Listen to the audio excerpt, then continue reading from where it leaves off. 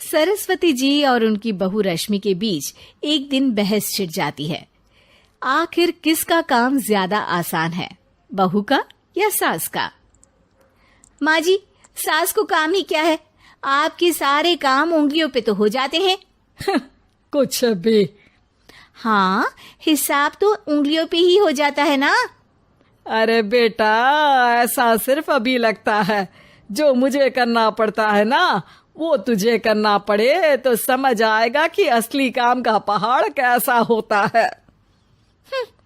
ठेले बराबर वजन भी नहीं है आपके काम में, और बात पहाड़ों के वजन की कर रही हैं आप।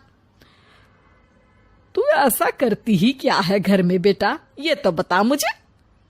मैं थोड़ी ना कुछ करती हूँ, सब जादू से हो रहा है इस घर में। अरे एक दिन मेरा काम करोगी तो समझ आएगा। Okay okay, shut up. कल से मैं घर के काम करूंगी और तू मेरी जगह हर चीज का हिसाब रखना, ठीक है? ठीक है, ये भी कर लेते हैं। ये सास बहू की डील के बारे में रश्मि के पति अमन को नहीं पता था और ना ही अमन के पिताजी सुरेश जी को। पर गेहूं के साथ साथ जैसे घुन भी पिस जाता है, ये दोनों भी पिसने वाले थे। सुबह अमन उठकर रेडी होता है ऑफिस जाने के लिए, तो पता है उसके कपड़े नहीं निकले हुए हैं। अरे रश्मि, तुमने मेरे कपड़े नहीं निकाले?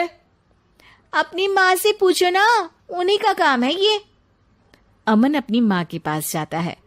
अब मेरे कपड़े आज आप देने वाले हो क्या माँ? हाँ, देना तो मुझे ही चाहिए, पर तेरी बहू ने कपड़े धोने ही नहीं डाले, तो कोई भी धुला हुआ कपड़ा नहीं है बेटा। हैं? ऐसा क्यों? कपड़े तो धोने आप ही देते हो ना माँ? अरे बहू ने तुझे बताया नहीं, अब हम अदल बदल गए हैं। मैं अब बहू और तेरी बीवी सास। अमन परेशान हो गया। वो बिना इस्त्री के कपड़े पहनकर ऑफिस चला गया। सरस्वती जी अपने घुटने के दर्द के कारण झुककर घर साफ नहीं कर पा रही थी और ना ही खाना बनाना याद रख पाई।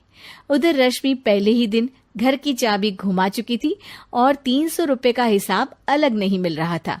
पर दोनों का ही घमंड कैलाश पर्वत से भी बड़ा था और दोनों ही खेमे एक दूसरे की बात मानने को बिल्कुल तैयार नहीं थे। शाम को जब सुरेश जी और अमन खाना खाने बैठते हैं तो सरस्वती जी उनके सामने गाजर और पपीते लाकर रख देती हैं। अरे माँ, ये क्या है? ख्याली पुलाव के साथ सलाद। माँ जी खाना बनाना भूल गई लगता है। अरे एक एक चमन्नी का हिसाब है मेरे पास, खाना बनाना कैसे भूल जाऊंगी? ये तो मैंने पढ़ा था कि फल फ्रूट खाने से सेहत अच्छी रहती है, इसीलिए ये ले, एक फल खा ले। रात को सुरेश जी और अमन अपनी मीटिंग बिठाते हैं अकेले में। बाबूजी, इनकी लड़ाई के कारण ना हमें ठीक से खाना मिल रहा है, उल्टा घर के सारे काम रुक गए हैं। हाँ बेटा, 2 भैंसों की लड़ाई में बेचारे खेत के पौधों का भी नुकसान हो रहा है।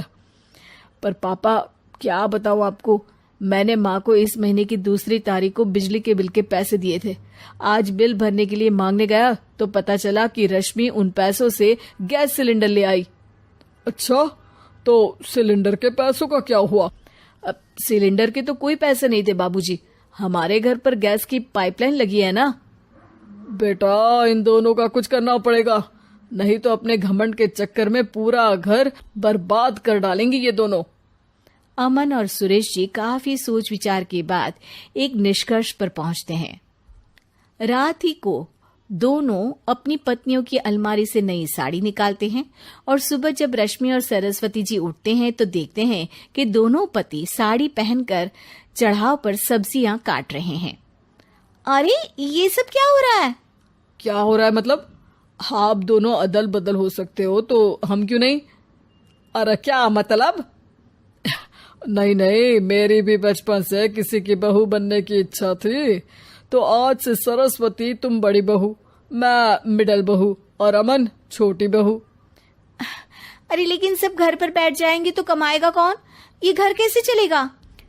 अब वो तो भैया या बाकी लोग जाने, अब हमने भी अदल बदल कर ही लिया है तो कुछ नहीं हो सकता। रश्मि और सरस्वती जी को समझ में आ जाता है कि उन दोनों की आपस की डील के वजह से इन दोनों को बहुत तकलीफ हो रही है और उनके ईगो ने दूसरों को कितनी यातनाएं दी है। अब असल में माँ जी आप सही थी, सास बनना बहुत मुश्किल है। अरे हाँ बेटा, और तू भी, मुझसे तो नहीं हो पाया सब घर के काम, वापस बदल ले क्या? हाँ हाँ बिल्कुल माँ जी, और अब आप दोनों भी बदल लीजिए, कोई आ गया तो आप दोनों को देखकर क्या सोचेगा। अच्छा है, आप दोनों के समझ में ये बात तो आई। मैं फटाक से कपड़े बदल लेता हूँ। अरे रुक जा बेटा, एक फोटो ले लेती हूँ तेरी। मेरी बेटी होती तो तेरे जैसी ही दिखती साड़ी में। और मेरा फोटो नहीं लोगी?